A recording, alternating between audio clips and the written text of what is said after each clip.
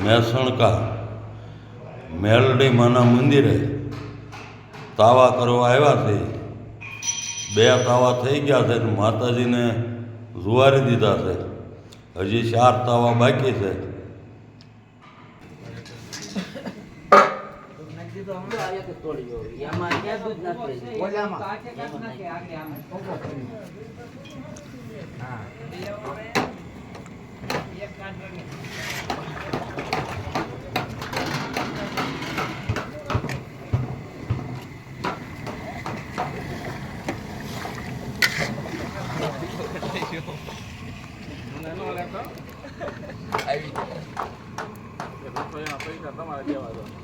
આ બીજા 2 તાવા તૈયાર થઈ જવા આવ્યા છે.